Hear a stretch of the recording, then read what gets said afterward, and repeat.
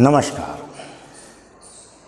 सभी छात्राओं को अग्रसेन कन्या महाविद्यालय में आभार है। आपका लेसन अभी तक चल रहे थे ज्वालामुखी, या उससे पहले या उसके बाद हमने पढ़ाया था प्लेट विवर्तनी की थ्योरी। प्लेट विवर्तनी की थ्योरी की अगर ये बातें करें तो वो काफ़ी और भी बड़ा लेसन है, लेकिन वो चीज़ें ऐसी है जो आपके ऑनलाइन समझाई नहीं जा सकती है। यदि कभी ऑफलाइन क्लासेज लगती है तो उनके बारे में हम समझा देंगे। वैसे आपके फर्स्ट ईयर के कोर्स में उससे ज़्यादा जितना पढ़ाया है उससे ज़्यादा हैवी नहीं है। यदि आगे आप भविष्य में ज्योग्राफी रखते हो तो उससे अधिक बातें अपन आगे कर लेंगे। आज हम आपका अगला लेसन लेके आए हैं जिसका नाम है संतुलन की संकल्पना, या जैसे बोलते हैं कॉन्सेप्ट टू आइसोटेसी। कॉन्सेप्ट टू आइसोटेसी की यदि हम बातें करें तो हम देखते हैं कि पृथ्वी अपने अक्ष पर घूर्णन भी कर रही है, परिभ्रमण भी कर रही है, परिक्रमण भी कर रही है, यानी अपने अक्ष पर भी घूम रही है, साथ ही सूर्य के भी चारों ओर चक्कर लगा रही है। लेकिन फिर भी हम देखते हैं कि हमारा जो भी जगह है, चाहे वो मकान है या हमारा क्षेत्र है या हमारे कोई भी चीज़ है, वो उसी जगह संतुलन में बनी हुई है। चाहे पृथ्वी घूम रही है, जबकि हम देखते हैं कोई चीज़ घूमे तो उसमें अंदर जो भी चीज़ें होंगी वो बिखर जाएंगी, इधर उधर हो जाएंगी या बाहर की ओर फेंक दी जाएंगी। लेकिन फिर भी पृथ्वी में जितनी भी चीज़ें अंदर है वो अपनी ही स्थान पर है, और ना ही किसी को ये पता लग रहा है कि हम घूम भी रहे हैं। आप जिस जगह बैठे हो आपको पता हो तो आप 24 घंटे में संपूर्ण पृथ्वी की चक्कर भी दे लेते हो, और एक साल में आप सूर्य के भी चक्कर दे के पूरा कर लेते हो। समझ रहे हो बात को? मतलब आप पूरे एक जगह बैठे बैठे ही चारों साइड घूम रहे हो। कभी पृथ्वी के चक्कर दे रहे हो, कभी सूर्य के चक्कर दे रहे हैं, चंद्रमा हमारे चक्कर दे रहा है, लेकिन फिर भी हमें कोई एहसास नहीं हो रहा है कि ये क्या हो रहा है।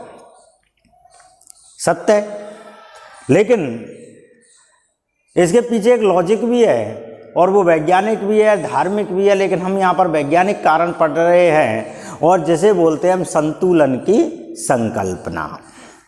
पृथ्वी पर पठार है, पहाड़ है, नदी है, झील है, तालाब है, सागर है, मैदान है, सब कुछ है, और वो अपनी ही जगह पर स्थिर है। यदि आप कभी श्रीनगर गए हो, डल झील का निरीक्षण किया है, या आप माउंट आबू गए हो और पहाड़ पर चढ़े हो, और ऐसा नहीं है कि एक साल पीछे पता लगे माउंट आबू आपका महाराष्ट्र में पहुंच गया या डल झील हमारे राजस्थान में हिंडौन में आ गई, ऐसा तो है नहीं है। जो जिस जगह पर है वो उसी जगह पर पाएगी। तो ये पृथ्वी की एक संतुलन है, और वो संतुलन बनाने में सक्षम है। तो वो संतुलन किस प्रकार से कार्य करता है, अलग अलग लोगों ने अलग अलग बातें यहाँ पर की है।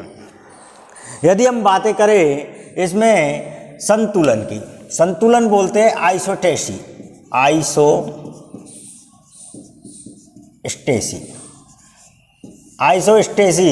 आइसोटेसी का मतलब होता है संतुलन। संतुलन की यदि हम बातें करें तो संतुलन का तात्पर्य होता है समस्थिति।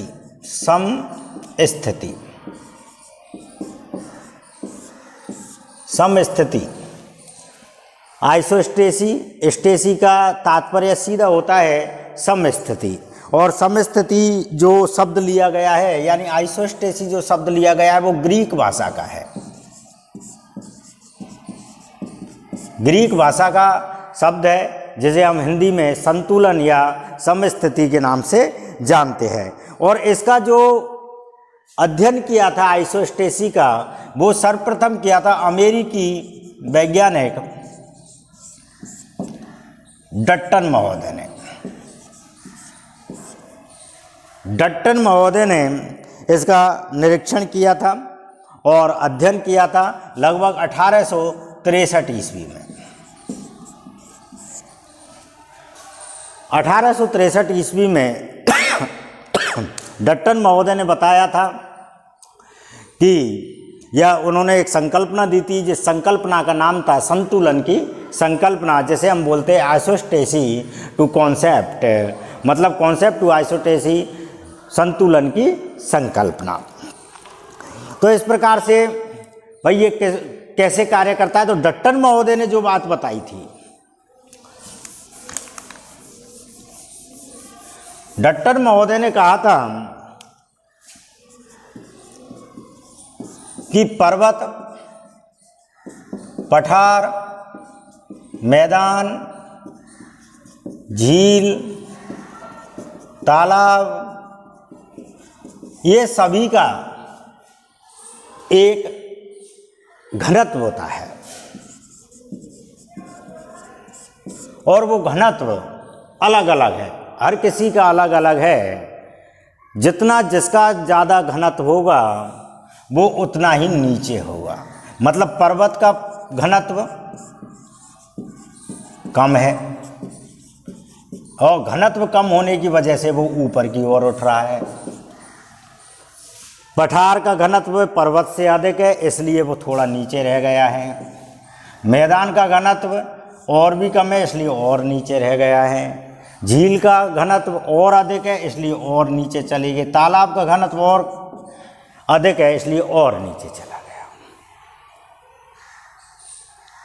किसी भी वस्तु का एक घनत्व होता है और वो घनत्व के द्वारा उन्होंने समझाया था कि घनत्व यदि कम है, तो ये बातें फिर प्राट महोदय ने भी बताई थी।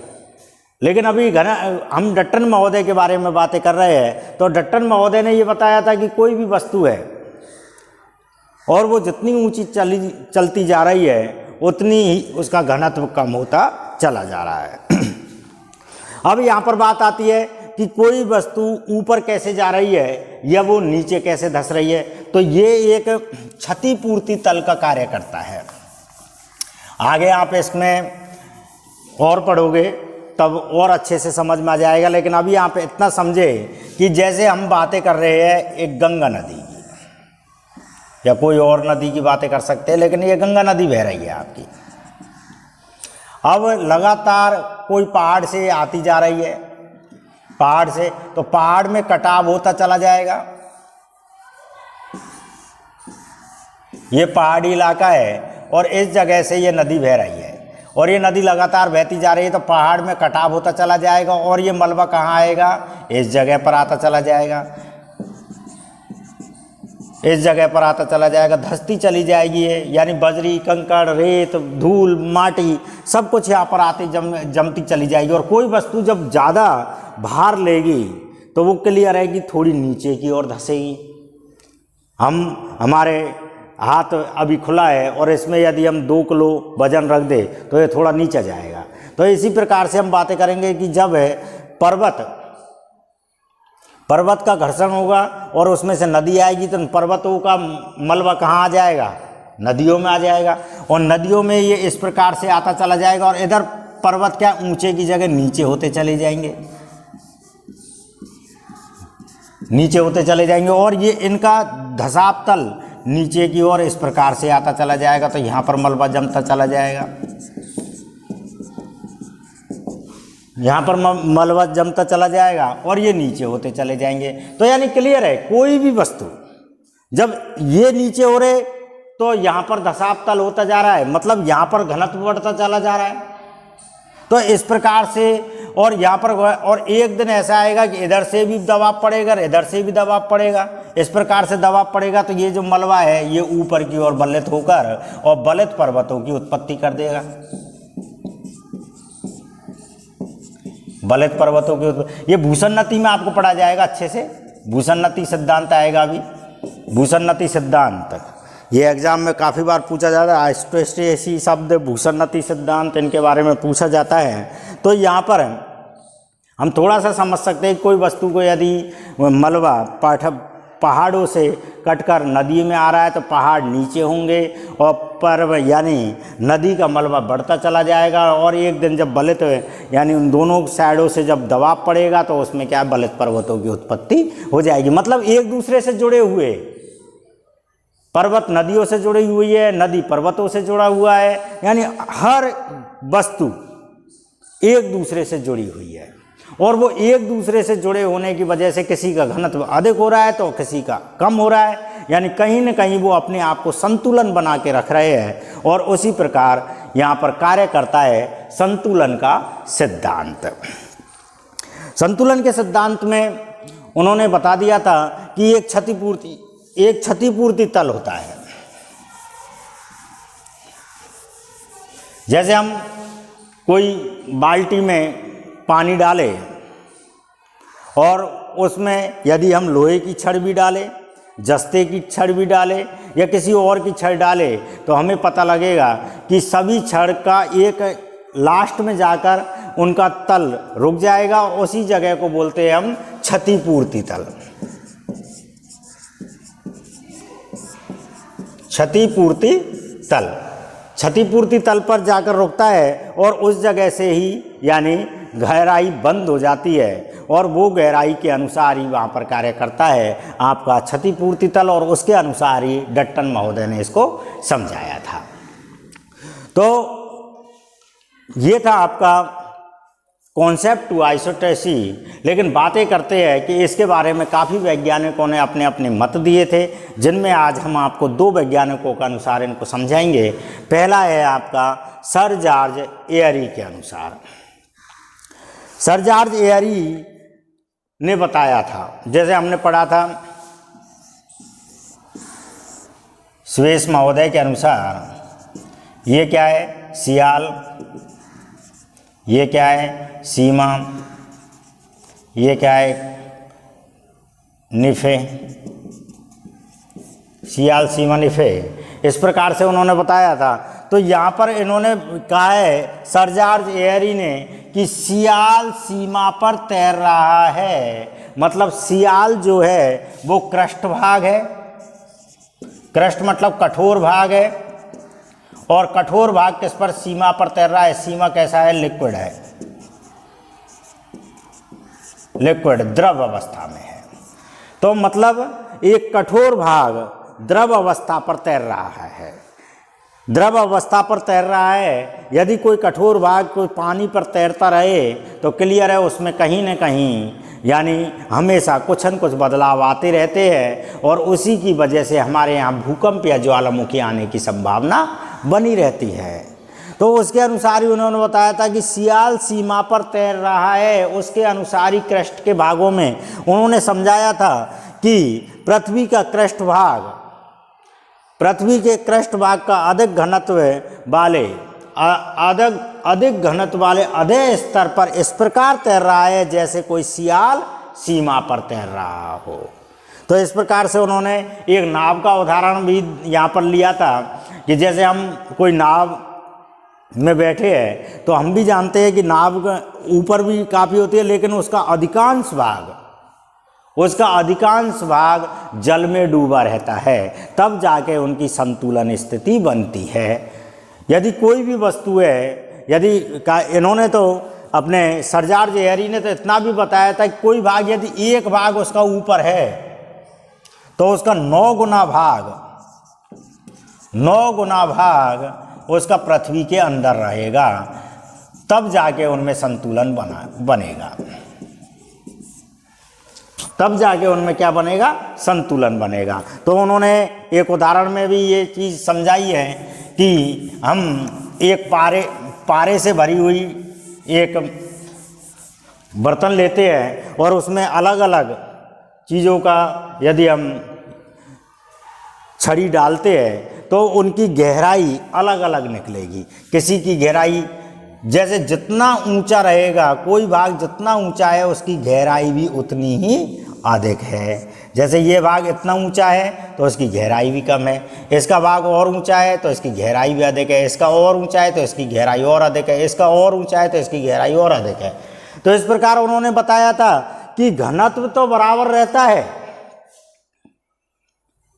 किसी भी वस्तु का, चाहे वो पर्वत हो, पठार हो, नदी हो, झील हो, तालाब हो, मैदान हो, किसी का भी घनत्व तो बराबर रहता है, लेकिन गहराई क्या होती है भिन्न भिन्न होती है। गहराई अलग अलग पाई जाएगी और गहराई के अनुसार ही उन्होंने ये संतुलन की संकल्पना का सिद्धांत दिया था कि माना कि कोई जैसे हमारे हिमालय पर्वत की बातें करें, हिमालय पर्वत की बात करें और इसकी एवरेस्ट की ऊंचाई है 8,848 मीटर, तो इतनी ऊंचाई तक जाने के लिए इसको 9 गुना भाग यानी 72,000 मीटर भाग इसका क्या है, पृथ्वी के अंदर भी है। इतना ऊंचा गया तो है वो, लेकिन इतना ऊंचा जाने के लिए उसको क्या है कि उसका 9 गुना भाग, मतलब उसका अधिकांश भाग पहले पृथ्वी के अंदर जड़ जमाए हुए है और तब जाके वो स्वतंत्र धरातल पर दिखाई दे रहा है। हम हमारे पेड़ों के बारे में भी देख सकते हैं, पेड़ की ऊंचाई कितनी भी हो लेकिन उसकी जितनी ऊंचाई होती चली जाएगी उसकी जड़ें भी उतनी ही गहरी होती चली जाएंगी। जितनी ज़्यादा गहरी जड़ें पाई जाएंगी पेड़ उतना ही मजबूत माना जाएगा और उतना ही ऊंचा जाने की संभावना उसकी रहती है। यदि किसी पौधे की जड़ें मजबूत न हो, छोटी हो, तो वो पौधा ज़्यादा ऊंचा नहीं जा सकता क्योंकि वो गिरने की संभावना उसकी अधिक रहती है। तो उसी प्रकार एयरी ने ये समझाया था कि घनत्व तो उनका बराबर रहता है लेकिन उनकी गहराई में लगातार भिन्नता आती चली जाती है, गहराई भिन्न भिन्न होती है। तो इनमें बताया था कि पर्वत की गहराई सर्वाधिक रहेगी, सर्वाधिक रहेगी। क्यों? क्योंकि पर्वत सबसे ऊंचे होते हैं, पर्वत जितने ऊंचे हैं उतनी गहराई उनकी अंदर अधिक है।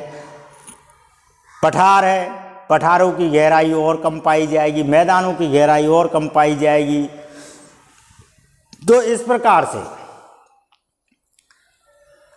एयरी महोदय ने ये समझाने का उदाहरण यानी समझाने का प्रयास किया है कि कोई भी चीज़ हो उसके घनत्व तो बराबर रहता है लेकिन उसकी गहराई में भिन्नता आती चली जाती है। इसके विपरीत दूसरे हमारे आए थे प्राट महोदय, और प्राट महोदय ने वो डट्टन महोदय ने जो समझाया था उसी के अनुसार उन्होंने बातें की थी और उन्होंने कहा था कि गहराई तो बराबर रहती है, गहराई तो बराबर रहती है लेकिन घनत्व अलग अलग रहता है। और इन्होंने क्षतिपूर्ति तल पर ही विश्वास किया था।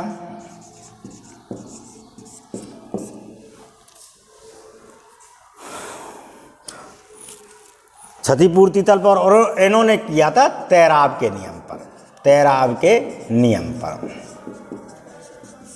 विश्वास किया था और इन्होंने किया था क्षतिपूर्ति तल के नियम पर विश्वास किया था। और उन्होंने इसके विपरीत बोला है कि घनत्व तो भिन्न भिन्न रहेगा लेकिन गहराई समान रहेगी। तो उन्होंने बताया था कि जितना ऊंचा स्तंभ होगा उसका घनत्व उतना ही कम होगा।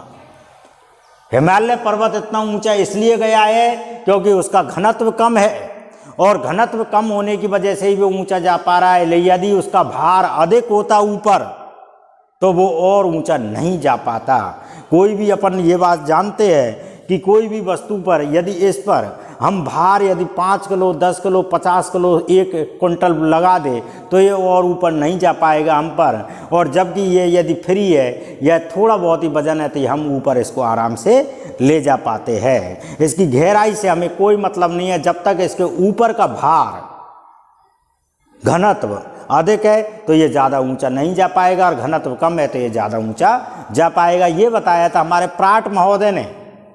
प्राट महोदय ने कहा था जितना कम भार उतना ऊंचा, जितना ज़्यादा भार उतना नीचा। तो इनके विपरीत इन्होंने बोल दिया था कि गहराई तो समान रहती है लेकिन घनत्व विपरीत विपरीत रहते हैं। जैसे उन्होंने कहा ऊंचा स्तंभ है तो घनत्व कम है, नीचा स्तंभ है तो घनत्व अधिक है। मतलब जितनी नीचे वस्तु होगी उसका घनत्व उतना ही अधिक होगा, उसका वजन उतना ही अधिक होगा, जबकि जितनी ऊंचाई पर जाते जाएंगे हम वजन कम करते चले जाएंगे और उसके अनुसार ही वो क्षतिपूर्ति मतलब उसके अनुसार ही वो रुक सकता है, संतुलन बना सकता है। हम देखते हैं कि हमारी नींव जो होती है वो मजबूत होती है मकान की, और उसके ऊपर हम ढांचा तैयार करते हैं तो थोड़ा ईंट वगैरह का लेते हैं, और यदि हम दुगना मकान बनाते हैं तो और हल्का कर देते हैं, तीसरे पे तो टीन वगैरह ही लगा देते हैं, क्योंकि हम जानते हैं कि ये रोकेगा नहीं, हवा ज़्यादा लगेगी और उसके अनुसार ये संतुलन नहीं बना पाएगा। तो प्राट महोदय ने ये समझाया था कि घनत्व यदि अधिक है तो उसकी गहराई यानी उसकी निचाई अधिक रहेगी, और यदि उसका घनत्व कम है तो वो ऊंचा जा सकता है। जैसे उन्होंने कहा था ऊंचा स्तंभ रहेगा तो कम घनत्व रहेगा, जबकि नीचा स्तंभ रहेगा तो अधिक घनत्व रहेगा। तो इस प्रकार से इन दोनों के बारे में ही आपके एग्जाम में पूछा जाता है अक्सर। संतुलन की संकल्पना में 100% ही आते हैं ये क्वेश्चन। सर जॉर्ज हैरी के अनुसार या प्राट के अनुसार आपके संतुलन की संकल्पना के बारे में समझाया जाता है या पूछा जाता है। तो हम आज के वीडियो में आपको इतना ही बताएंगे, और कुछ छोटे और भी वैज्ञानिक या भूगोलवेत्ता रहे हैं, उन्होंने भी इनके बारे में कुछ बताया था। बताया इन दोनों से ही संबंधित है, या तो किसी ने प्राट का सुझाव दिया है या किसी ने हैरी का सुझाव दिया है, लेकिन बताया ज़रूर था। तो उनके बारे में हम और थोड़ी सी चर्चा आपसे बाद में अगले वीडियो में कर लेंगे। आज के वीडियो के लिए इतना ही है। जय हिंद।